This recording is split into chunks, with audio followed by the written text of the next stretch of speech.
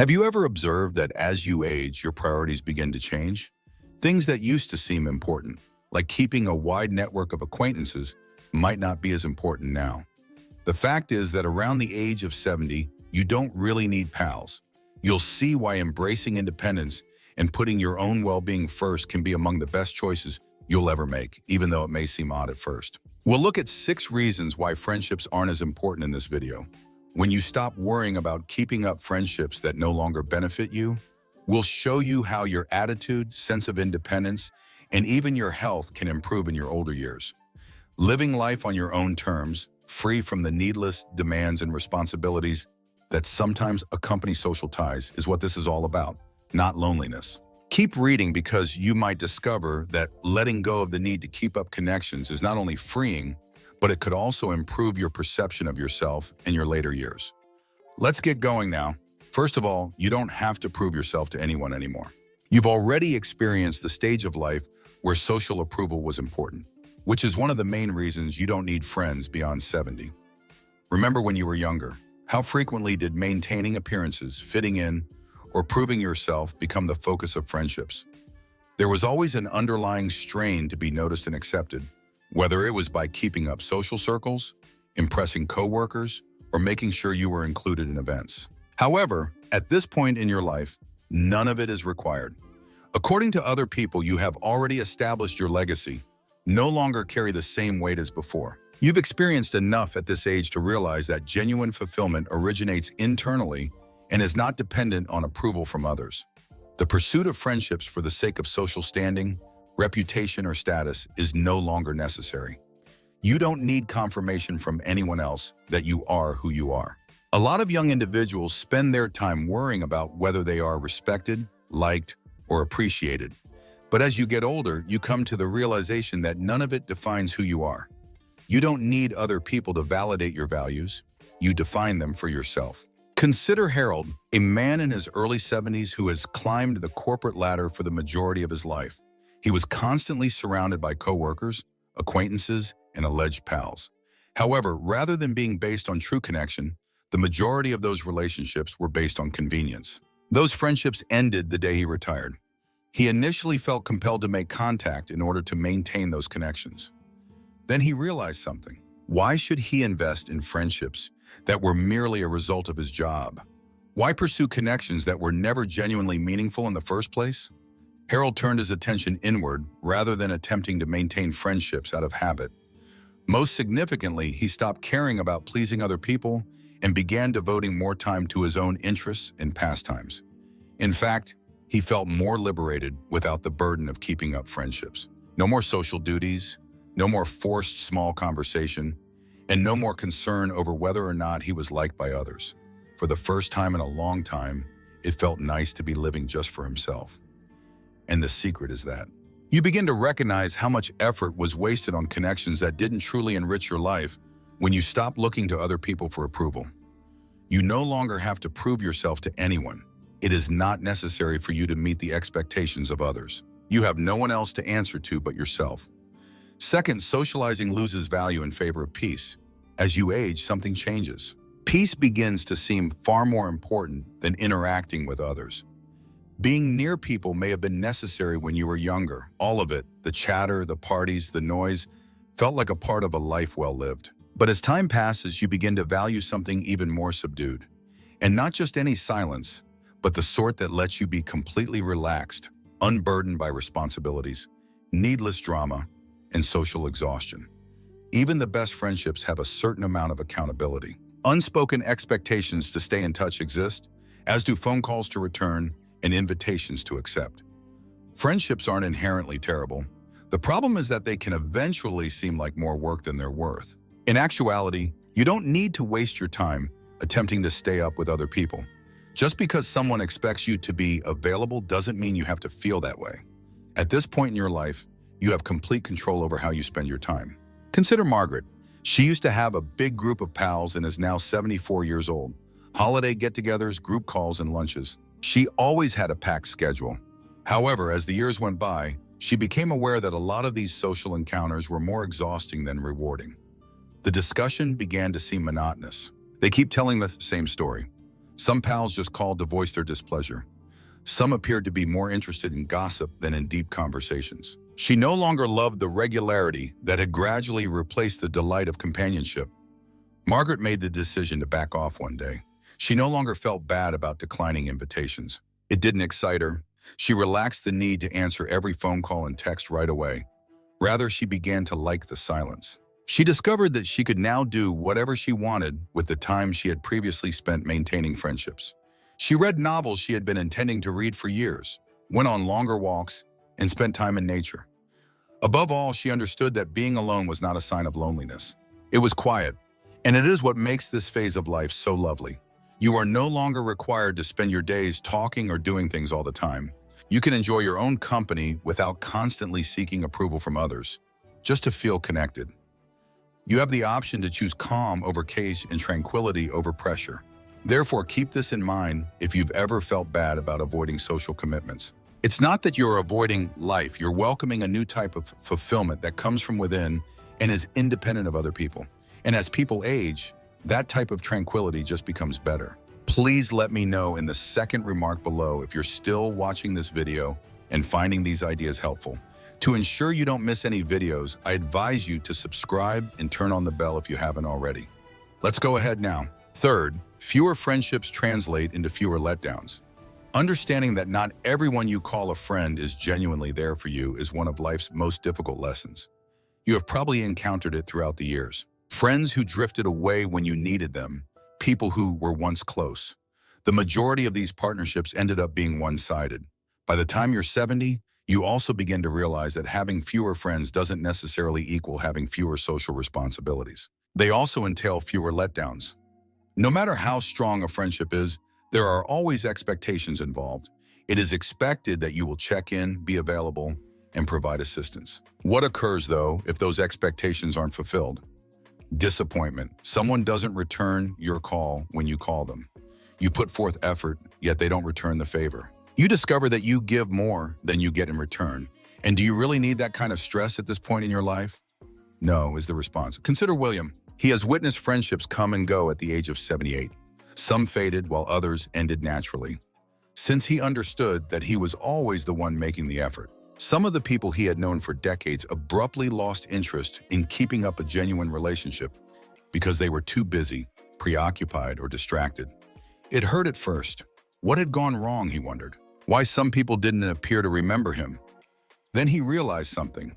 It wasn't him who had evolved. Simply put, he no longer tolerated friendships that did not reciprocate. That's the problem. Letting go of the notion that you require a broad social circle also means letting go of the disappointments that result from expectations that are not fulfilled. Experiencing frustration when someone fails to check in is no longer necessary. When a friendship ends, you don't have to be disappointed. Rather, you have the opportunity to concentrate on the most significant individual in your life. You don't have to isolate yourself because of this. It merely indicates that quality is being prioritized over quantity. You give priority to the relationships that are really important rather than keeping a huge list of acquaintances. The ones that make you happy and don't take any work to maintain. It could be a lifetime companion, family, or even just a close bond with oneself.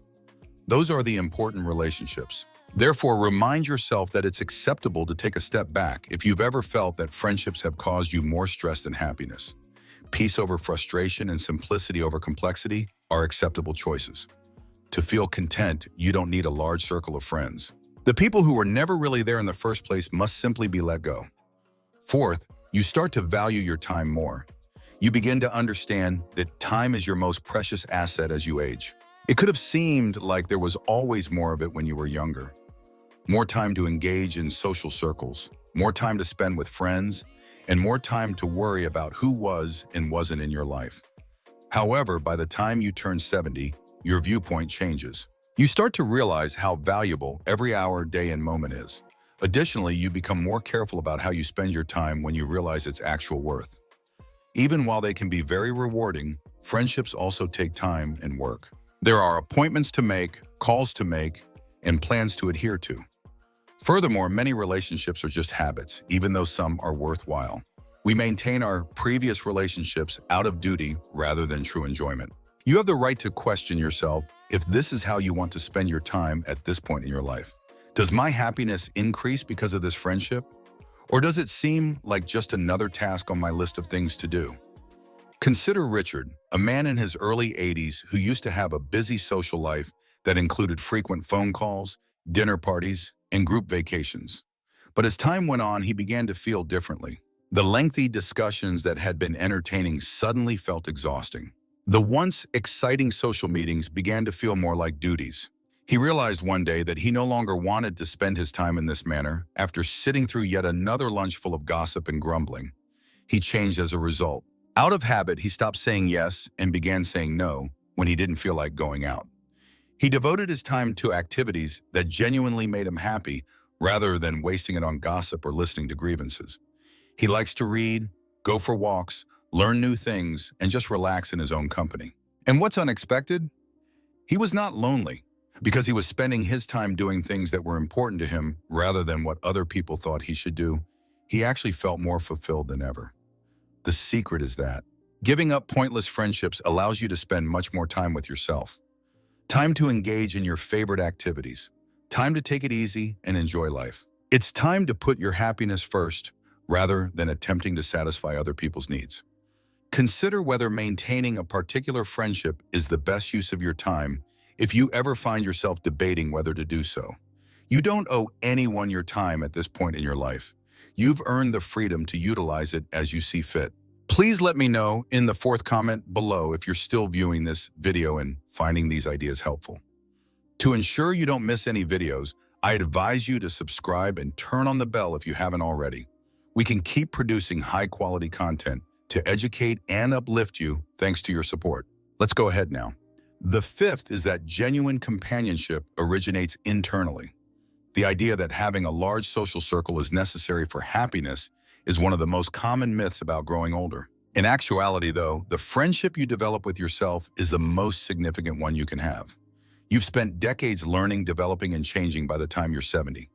No one could ever truly understand you better than you do. And that self-awareness leads to the amazing insight that you are sufficient. We are socialized to look for company outside of ourselves for the majority of our lives. We are taught that loneliness is something to be feared and that social interaction is the route to happiness. However, loneliness is not the same as being alone. Those who have accepted solitude not as loneliness but as a chance for introspection, tranquility, and self-discovery are among the happiest people in their older years. Consider Eleanor as an example. She is 76 years old and formerly thought that in order to be fulfilled, she needed to be surrounded by others. She constantly planned things, checked in with friends, and packed her days full of activities. However, she began to notice anything after some time. She was socially active, yet she frequently felt exhausted rather than inspired. She became aware that a large number of her friendships were routine rather than sincere. Even worse, she discovered that she had to continually change who she was to fit in with conversations, meet social norms, and not feel excluded. Then she stopped one day. She made the decision to enjoy her own company, do the things she enjoyed, and listen to her own views, just as she would with a close friend. She walked for a long time without feeling the need to make phone calls. She chose to read at cafes rather than strike up a conversation. She reflected on her life in her solitary evenings, rather than worrying about keeping up friendships out of duty. To her astonishment, she felt more content, joyful, and lighter than she had in years. Many individuals are unaware of that. Having lots of people around you isn't a sign of true companionship. It all comes down to your level of self-comfort. You can achieve a degree of independence that most individuals never achieve when they cease depending on other people for discussion, entertainment, or approval. Distractions from outside sources are no longer necessary to pass the time. You turn into your own wellspring of happiness, knowledge, and contentment. And what about this beauty? Easy relationships come to you when you genuinely love your own company.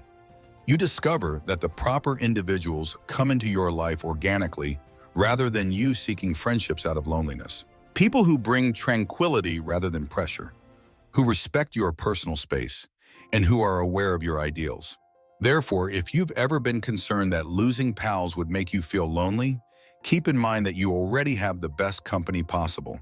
You'll discover that you were never really alone in the first place if you accept it. Sixth, letting go makes room for a more satisfying existence. Letting go is one of the most effective things you can do once you're 70. Give up trying to keep up friendships that no longer make you happy. Give up the notion that your value is determined by your social group. Give up the idea that loneliness equates to being alone, because letting go of these expectations opens the door to a simpler, more liberated, and much more satisfying life. Despite the fact that friendships no longer enrich their lives, many people maintain them out of habit. They keep up appearances because it's what they've always done, answer calls out of duty, and attend events they don't enjoy. However, what if none of that was required of you? What if you allowed yourself to focus on the things that genuinely make you happy and let go of friendships that felt like work? Take James, a man in his late 70s who once thought that the secret to aging successfully was to maintain social engagement. He tried to stay in touch with former acquaintances, even if they had grown aloof or shallow. He crammed his days with social commitments because he believed that being active equaled being happy. However, he came to a realization one day. He didn't like it. The discussions seemed to be repeated. The meetings seemed to be routines. In his heart, he felt more worn out than bonded. Thus, he made a decision. He stopped pressuring people into connections that didn't feel important. He began instead to put his priorities in order of importance. He enjoyed the freedom that came with not having to live up to anyone's expectations, learned new things, spent more time outside, and concentrated on his health. And he found something amazing in the process. He had never felt lighter, happier, or more at ease. The problem with letting go is that it doesn't imply isolating oneself from the outside world. It entails making room for the things that really bring you fulfillment. It entails realizing that your level of happiness is determined by how closely you align with the life you truly want to lead, not by the number of people in your immediate vicinity. And when you adopt this thinking, this is what occurs. You start concentrating on what makes you happy and stop caring about who is in your life. When you wake up to a peaceful morning, engage in a hobby without interruption, and feel content with your own thoughts, you start to appreciate the small things. You start to understand that living in a way that feels right and meaningful to you brings more fulfillment than keeping up friendships out of obligation. Therefore, if you've ever thought that you ought to be doing more to keep up connections, consider whether doing so actually makes you happier or if you're just holding on out of habit. You'll discover that life gets easier, lighter, and more satisfying in unexpected ways once you allow yourself to let go. Please let me know in the 6th comment below if you're still viewing this video and finding these insights helpful. To ensure you don't miss any videos, I advise you to subscribe and turn on the bell if you haven't already. We can keep producing high-quality content to educate and uplift you thanks to your support. As we come to the end of this video, please pause and consider the topics we have covered.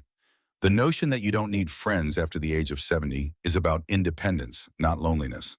It's about accepting the life you genuinely want to lead, letting go of unneeded commitments, and choosing tranquility over stress.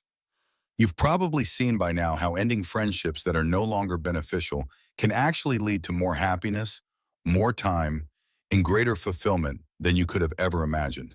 What caught your attention the most? Which of these explanations struck a chord with you?